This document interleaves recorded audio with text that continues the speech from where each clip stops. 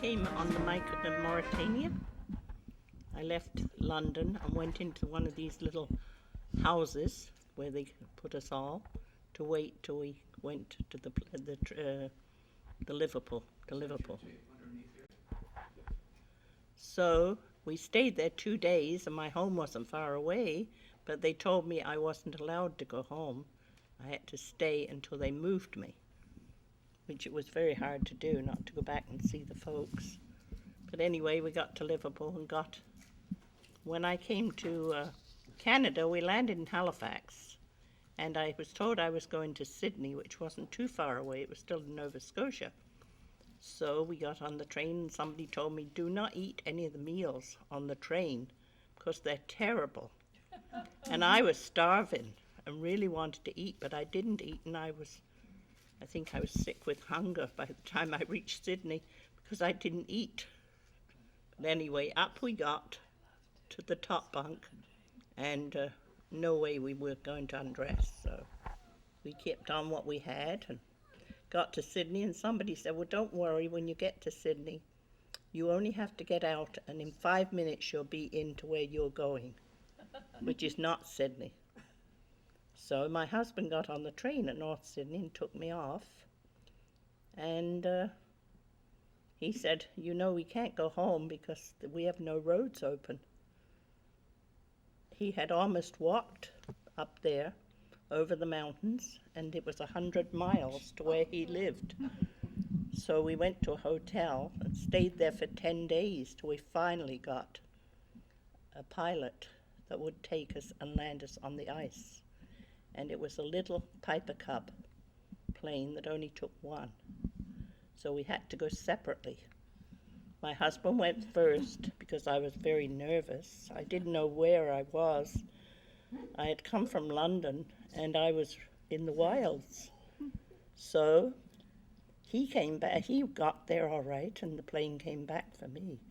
But when I got in the plane and we started off, we're going over the water. And I said to the pilot, what's happening? We're just sort of floating over this water. He said, this is the ocean. And he said, we're going to get in, don't worry. So I waited, and we're still going. And finally he said, he didn't say anything, and we landed on this ice.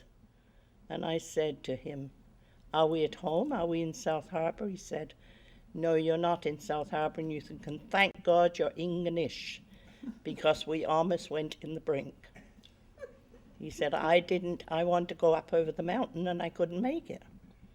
So he said, we're landing here till we see what's going to happen to the plane.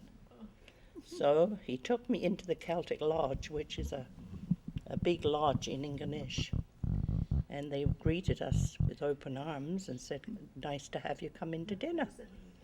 So we sat down and off he went, got some men, and they took the plane and cleaned out and found out they had water in the gas line. And we were very lucky to make it there.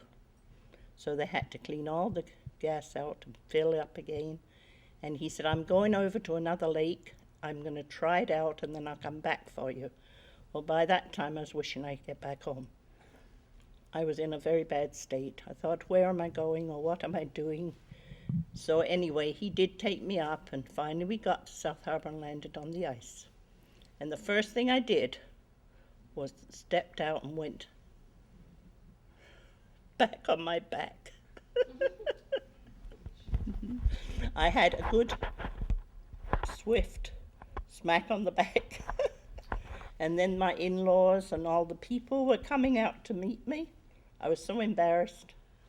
But anyway, they were very nice to me and brought me there, and it was a very small place, but I loved it. I grew to love it. Very few people there.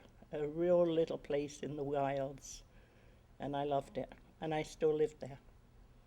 So, 60 years later. That's right.